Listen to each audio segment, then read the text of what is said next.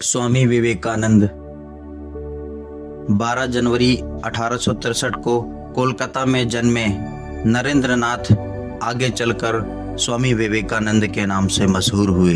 जब भी बात स्वामी विवेकानंद की होती है तो अमेरिका के शिकागो की धर्म संसद में 1893 में दिए गए भाषण की चर्चा जरूर होती है। ये वो भाषण है जिसने पूरी दुनिया के सामने भारत को एक मजबूत छवि के साथ पेश किया।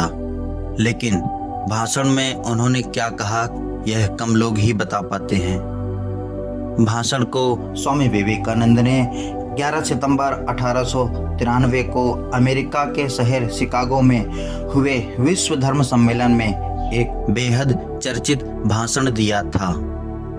विवेकानंद का जब भी जिक्र होता है उनके इस भाषण की चर्चा जरूर होती है। आइए मैं आप सभी को इस भाषण को आपके साथ शेयर करता हूं। अमेरिका के बहनों और भाइयों, आपके इस स्नेहपूर्ण और जोरदार स्वागत से मेरा हृदय अपार हर्ष से भर गया है। मैं आपको दुनिया की सबसे प्राचीन संत परंपरा की तरफ से धन्यवाद देता हूँ।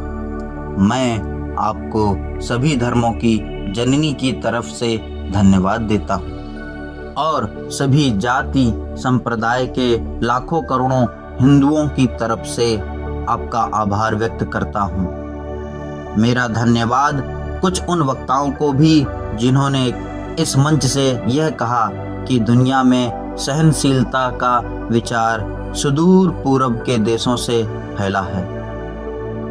मुझे गर्व है कि मैं एक ऐसे धर्म से हूँ जिसने दुनिया को सहनशीलता और सार्वभौमिक स्वीकृति का पाठ पढ़ाया है।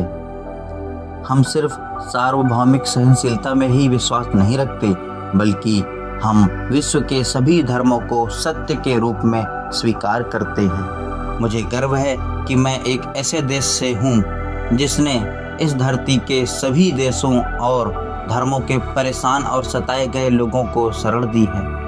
मुझे यह बताते हुए गर्व हो रहा है कि हमने अपने हृदय में उन इस्राएलियों की पवित्र स्मृतियां संजोकर रखी हैं जिनके धर्म स्थलों को रोमन हमलावरों ने तोड़ कर खंडहर बना दिया था और उन्होंने दक्षिण भारत में शरण ली थी।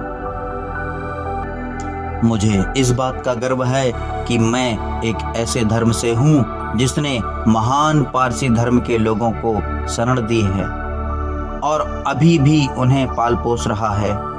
भाइयों, मैं आपको एक श्लोक की कुछ पंक्तियां सुनाना चाहूँगा जिसे मैंने बचपन में स्मरण किया और दोहराया है और रोज करोड़ों लोगों द्वारा हर दिन दोहराया जाता है। जिस तरह अलग अलग स्रोतों से निकली विभिन्न नदियां अंत में समुद्र में जाकर मिलती हैं, उसी तरह मनुष्य अपनी इच्छा के अनुरूप अलग अलग मार्ग चुनता है। वे देखने में भले ही सीधे या टेढ़े मेढ़े लगे, पर सभी भगवान तक ही जाते हैं।